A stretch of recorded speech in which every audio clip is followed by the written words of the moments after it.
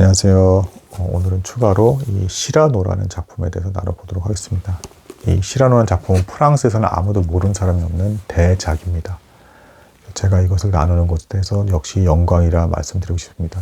제가 아무 작품에나 다 영광이라 말씀드리지는 않고 있습니다. 근데 이 작품은 정말 대작이다. 우리나라에만 상대적으로 좀 알려지지 않은 것입니다. 실제로 이 작가 에드몽 로스탕이 영혼을 갈아서 인생의 도박처럼 다 걸어서 만든 그런 희곡 작품이 되겠다. 무슨 얘기냐면 이 연극을 상영하기 위해서 엄청나게 빚을 내서 상영을 한 겁니다. 그래서 이게 망하면 이제 이 사람들 인생이 완전히 낙오자가 돼버린 그런 상황인데, 이 작품이 놀랍게도 프랑스 파리에서만 500회 이상 이제 상영이 되는, 그리고 전체가 다 매진돼서 마감이 돼버리는 빅히트를 치면서 이제 프랑스 국민이면 모르는 사람이 없는 이제 그런 작품이 되겠습니다. 그리고 이제 참고로 이제 조금씩 배경 설명 좀 먼저 좀 해드릴게요. 일단은 작가부터 먼저 이제 말씀을 드리면, 이 작가는 1800년대 후반부터 1900년대 초반까지 살았던 사람이고 50세 때 스페인 독감으로 사망을 하게 됩니다. 그 이전 한참 전에 폐렴 증상과 이제 기타 폐질환을 앓게 돼서 좀 건강상의 문제가 생겨서 고생을 하게 되고요. 부유한 집안에서 태어난 사람입니다. 그리고 법학을 전공을 했는데 과감하게 이걸 포기하고 22세 때부터 희곡 작가로서의 길을 이제 걸어가서 마침내는 이 시라노라는 영혼을 갈아서 만든 이 작품에 의해서 출세하게 되는 이제 이런 작가가 되겠습니다. 작품 내용에 대해서도 좀 배경을 알아두셔야 될 부분이 있는데요. 배경은 삼총사입니다. 삼총사. 시대 배경이 삼총사. 그러니까 여러분 아시죠? 알렉산더 듀마의 그 유명한 소설 삼총사. 달타냥이 활동하던 그 시대가 되겠습니다. 참고로 이 시라노는 모티브가 되는 인물이 있어요. 프랑스의 실존 인물인 시라노라는 사람이 실제로 있었는데 1600년대 사람입니다. 이 사람이 굉장히 다재다능했고 뛰어났는데 아버지가 돌아가시고 나서 방탕한 도박에 빠져서 인생을 허비하다가 지나가다 들보에 맞아서 허무하게 죽게 되는 그런 인물이 있어요. 다재다능형 인물이었습니다. 그리고 삼총사의 달타냥, 아주 유명하지 않습니까? 그 두 인물을 합쳐서 만든 게 바로 이 시라노라는 주인공이 되겠습니다. 그래서 이 주인공이 실제로 이 희곡 안에서도 다재다능형이에요. 과학자 겸 시인 겸 예술가 겸 검술의 달인이고 아주 이제 그 달타냥처럼 용맹한 이제 그런 사람이 되겠습니다. 하지만 코만 너무 커서 외모가 너무 떨어지게 되는 이제 그런 불쌍한 인물이 되겠습니다. 외모적인 매력이 너무 떨어지는, 다 모든 게 완벽하고 성품도 좋고 마음씨도 아름답고 말도 잘하고 하지만 외모의 매력만 너무 떨어지게 되는 이제 그런 인물이 되겠습니다. 자, 그럼 이제 이야기를 조금씩 들어가 보도록 하겠습니다. 먼저 시라노가 당연히 이제 남자 주인공이고요. 이제 여주인공이 록산입니다. 중요 인물은 4명밖에 안 됩니다. 이 두 사람은 사촌 관계예요. 그리고 좀 나이 차가 많이 나서 시라노가 좀 나이가 좀 많고요. 이제 그 록산을 어릴 적부터 시라노가 알고 있었습니다. 근데 어릴 적부터 시라노가 록산을 좋아했어요. 왜 좋아했느냐? 마음이 너무 맑고 영혼이 순수해서. 그리고 이제 성장을 했는데 너무 아름다운 연인으로 성장을 한 겁니다. 그러니까 너무 아름다운데 추가로 마음씨까지 이렇게 아름답고 영혼이 순수하니. 그래서 참고로 이 록산은 실제로 순수한 사랑을 추구하는 여인이에요. 그래서 마음씨가 곱고 내면이 아름다운 남자를 나는 사랑하겠다라고 언제나 이제 얘기했던 이제 그런 여인입니다. 아주 보기 드문 착한 여인이 되겠습니다. 그러니 당연히 시라노는 너무 반할 수밖에 없는 것이죠. 그리고 이제 사촌 간에도 이 당시에는 좀 결혼이 가능했습니다. 근데 드기슈라는 사악한 백작이 있었습니다. 참고로 시라노는 총사대 쪽을 지지하는 아주 충성스러운 사람이었고요. 근데 이 드기슈 백작은 삼총사의 배경 보면 여러분 잘 기억하실 게, 총사대가 이제 여왕과 이제 왕을 이제 친위대로서 이제 직접 지키려고 한다 그러면 리셸리의 추기경이 있었죠. 이제 사악한 추기경이 왕권을 농락하고 자기 멋대로 이제 위세를 떠는, 그리고 사조직이 있었던 이제 이 리셸리의 추기경과 이제 대립하는 거 아마 기억나실 겁니다. 근데 이 리셸리의 추기경의 소속의 친척벌로서 이제 그런 악한 세력으로서의 드기슈 백작인데, 이 드기슈 백작의 문제는 록산을 이제 탐내고 있었다. 사악한 인물이니까 나쁜 짓을 해서라도 록산을 차지하려고 했겠죠. 그래서 실제로 어떤 계획을 세우냐면, 자기는 이미 아주 정략 결혼으로 아주 어떤 이제 그 위세에 있는 권세 가문의 여인과 결혼하기로 되어 있었습니다. 그러니까 잔머리를 굴려서 자기 밑에 별 볼 일 없는 늙은 그 이제 귀족이 있었는데 이 늙은 귀족과 록산을 결혼을 시킨 뒤 실제로는 자신의 첩으로 삼아서 이제 데리고 다니려고 하는 그런 계획을 세웁니다.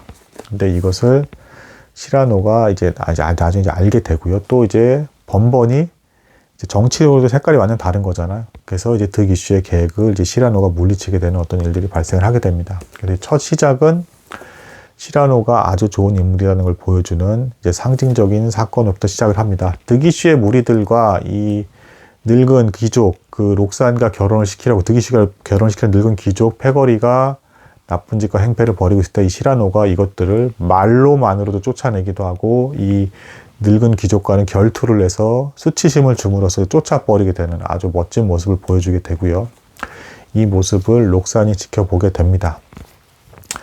시라노는 참고로 의협심이 많았기 때문에 뭐 가진 건 많지 않았고 정식 총사까지는 아니었지만 사람들의 사랑을 언제나 받고 있었고 다만 이런 너무 정의로운 의협 때문에 악한 사람들에게는 적이 되어서 공격도 당하는 그런 인물이었습니다. 그리고 주변의 소시민들은 시라노에게 뭔가 더 주려고 애쓰는 그런 상황이었습니다. 인기남이었습니다. 외모만 떨어지는 것이었죠.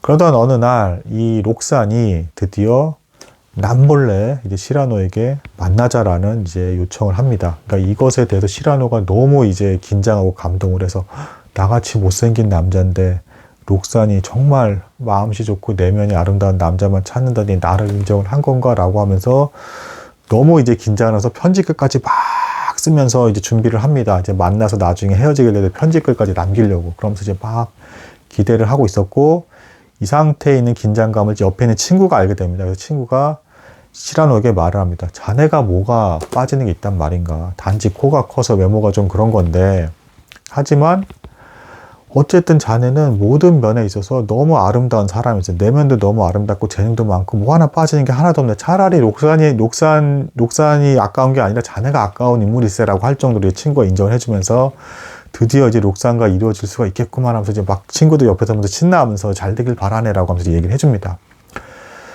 그래서 이제 드디어 남몰래 만났는데, 이제 여기서부터 이제 대단히 슬픈 일이 벌어지기 시작을 합니다.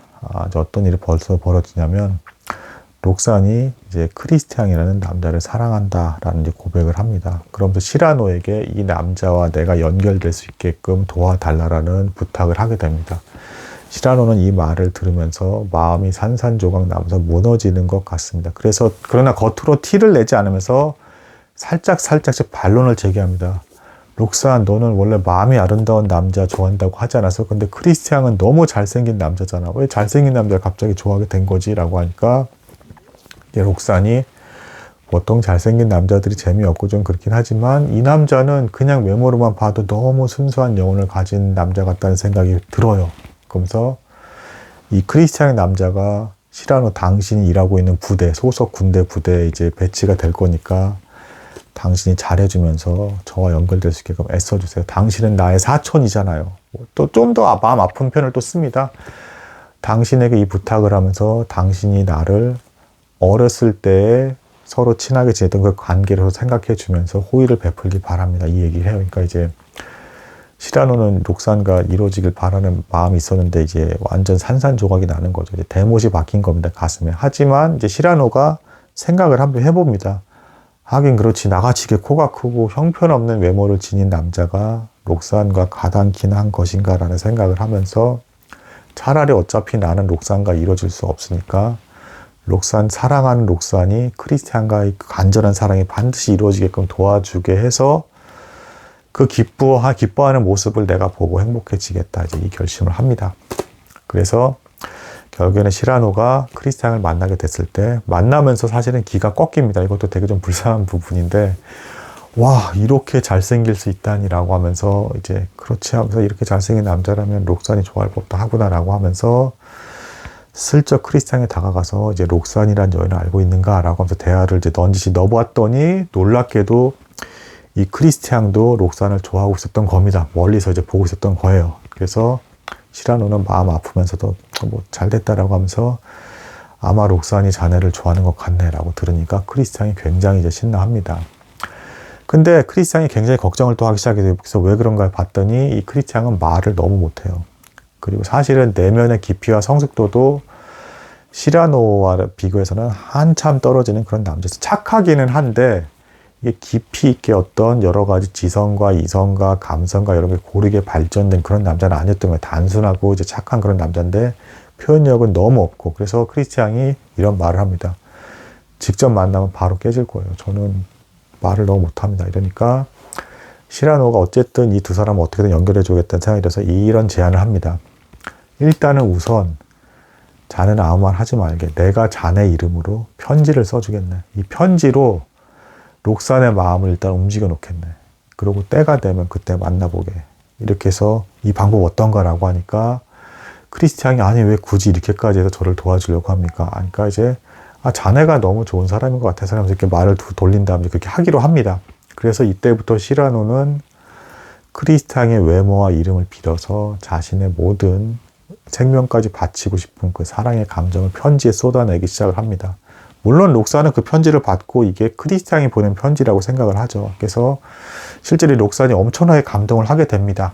그리고 어느 정도 진행된 상태에서 이 크리스티앙이 마침내는 제가 이제 더 이상 이제 당신의 힘은 이제 받기 힘들고 이제 제가 직접 이제 나서서 록산과 한번 해보겠습니다라고 해서 근접해서 대화를 조금 했다가 여지없이 깨지는 그런 경험을 하게 됩니다. 그러니까 이제 시라노가 도저히 이게 안 되는 건가 하면서 이제 이러고 있는데 다시금 이제 힘을 써서 연결시켜주는 그래야 되는 상황이 발생을 하게 됩니다. 이 득이슈 백작이 기어이 이제 잔머리를 써서 이 득이슈 백작이 시라노가 있는 부대 연대장으로 부임을 하게 되는데 이제 그 프랑스가 스페인과 전쟁 중이었습니다. 그래서 거기에 이제 그 연대장으로서 그 병력을 차출해서 나가게 되는 상황인데 이때 어떻게든 그 전쟁에 나가기 전에 이제 이 록산과 내가 이제 어떻게든 혼인을 하고 몰래라도 결혼을 해야겠다.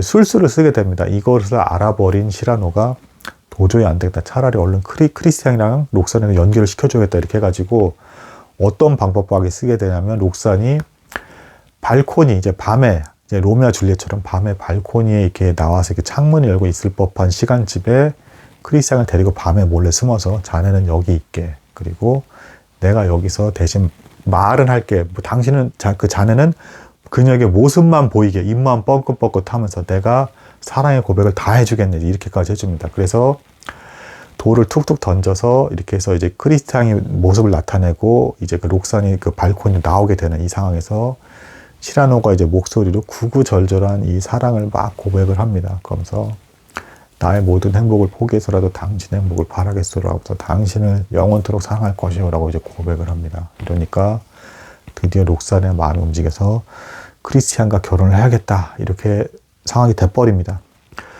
그 도중에 이제 어쨌든 이 득이슈 백작이 집요하게 또 잔머리를 써가지고 몰래 이제 그 분장까지 이렇게 해가지고 천주교 성당에 가가지고 몰래라도 암암리에 결혼을 하려고 이제 이 록산을 압박을 해서 데려가려고 하는데 이때 또 시라노가 이 추기경의 발걸음을 막 이제 막아가지고 시간을 질질 끌고 이 백작의 분장을 크리스티앙을 시키게끔 해가지고 그 성당에 잔입을 시켜서 이제 록산과 연결을 시켜버리고 결혼식이 끝날 때쯤에야 뒤늦게 이 득이슈 백작이 결혼을 한 상태를 보게 돼버리게 만드는, 그래서 포기하게 만드는 일을 꾸며버립니다. 그래서 결국에는 크리스티앙과 록산이 허겁지겁 결혼하게 만드는, 득이슈가 이제 록산을 찾으려고 하니까 이제 이런 상황이 벌어졌을 때 이 득이슈 백작은 보통 남자가 또 아닙니다. 이 사악함이. 그래서 또 웃더니 내가 자네 부대의 연대장이 아닌가라고 하면서 크리스티앙 너는 이제 당장 내일 곧바로 나와 함께 전쟁에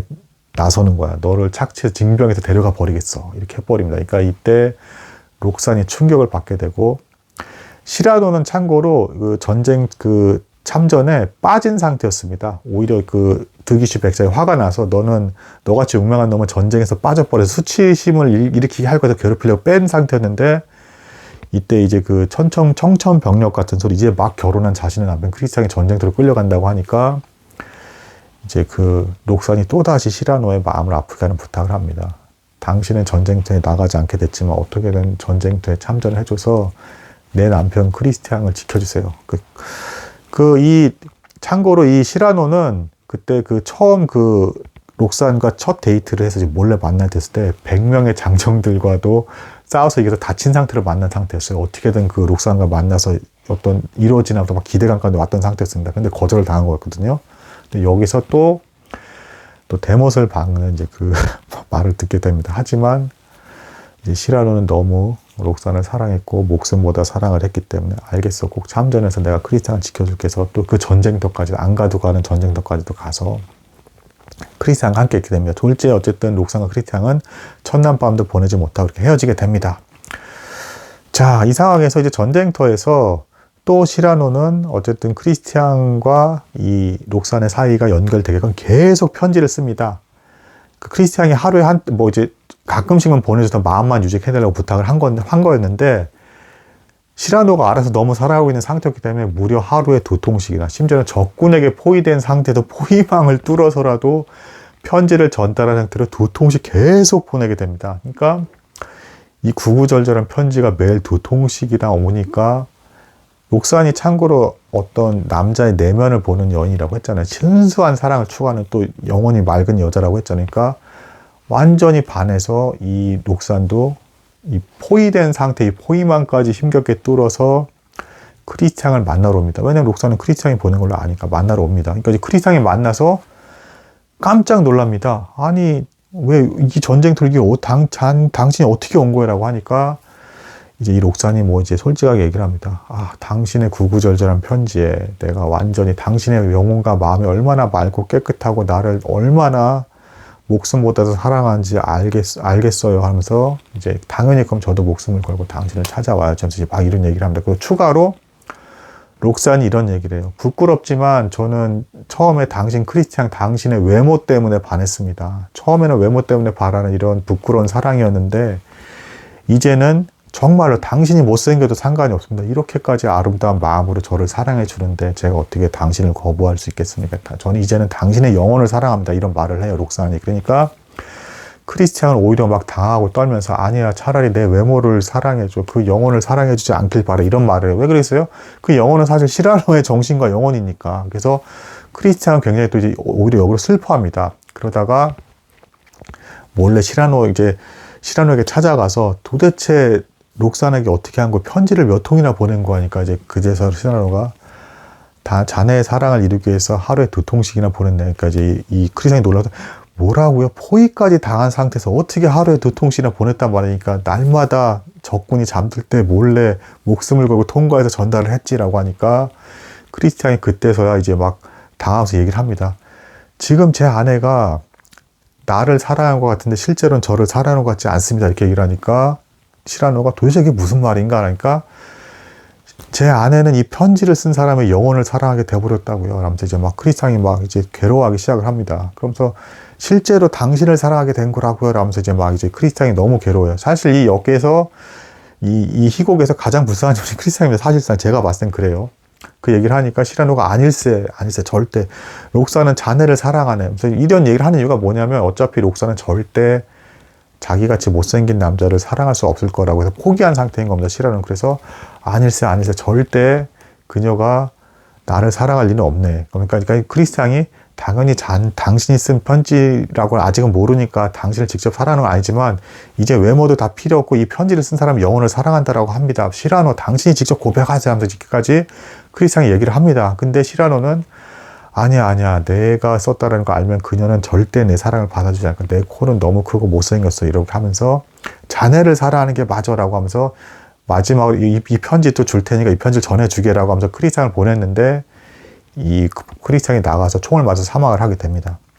그리고 이 모습을 록산이 보게 되면서 충격을 받으면서 이 죽은 크리스티앙의 이제 몸에서 피 흘리는 그 몸에서 피에 살짝 젖어 있는 편지지를 보게 되고 록산은 또 거기서 더 감동을 하면서 내 남편은 죽어가면서도 편지글을 나한테 전할 주려고 하는 이런 놀라운 사랑을 베푼 남자였어라고 하면서 이 편지를 챙기고 떠나게 됩니다. 여기서 이제 이 록산은 충격을 받아서 수녀원에 들어가게 되고 15년간 사실상 세상과 단절을 하게 되는 득이슈 백작이 이제 그 크리스티앙이 죽게 되니까 너무 잘 됐다라고 기뻐하고 있었는데 수녀가 되는 걸 선택해보면서 가버리니까 득이슈 백작도 결국에는 이 록산을 포기하게 되는 그런 상태에 놓이게 됩니다. 시라노는 록산이 그렇게 행복하기를 바랬는데 이렇게 수녀가 되고 15년간 두문불출하고 있게 되는 어떤 그 모습을 보게 되면서 너무 슬퍼한 나머지 매주 토요일 정해진 시간에 항상 찾아가면서 그녀를 위로해주고 밖의 세상에 어떤 일이 있는지를 항상 이야기해주기 시작을 합니다.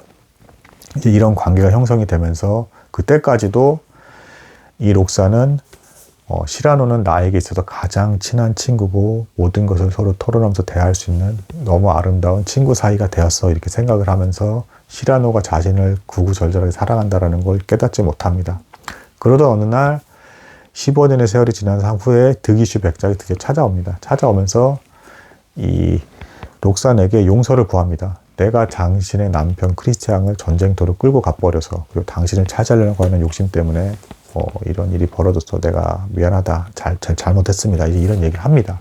그러니까 록산이 그 사과를 받아주게 되고요. 그리고 이제 이때 이 득이슈 백작이 이제 이때에서야 알았어요. 뭐냐면 그 편지를 보낸 사람이 사실은 실제로는 시라노였다는 걸 알고 있었습니다. 하지만 그걸 차마 오픈을 하지 못하고 그런 상태에서 이런 얘기를 던집니다. 이제 시라노와 당신의 관계는 어떤 겁니까? 이게 물어보니까 이제 이 록산은 너무도 가장 소중한 친구죠라고 하니까 그럼 시라노 보고 몸조심하라고 하십시오. 그를 시기하고 나쁘게 보는 악당들이 있습니다. 그러니까 아무리 그 사람이 뛰어난 용사라고 해도 기습을 당하면 어쩔 수 없을 겁니다. 조심해야 될 겁니다. 이렇게 말을 하고 이제 떠납니다.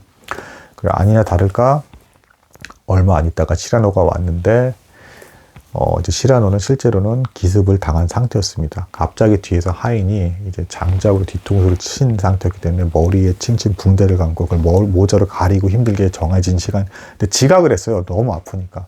그래서 록산이 말합니다. 당신이 처음으로 지각을 했군요라고 하니까 시라노가 좀 이제 이런저런 있어. 저 같은 사람은 항상 싸움에 말려들지 않소 이렇게 하면서 넘어가려다가 마침내 쓰러지게 됩니다.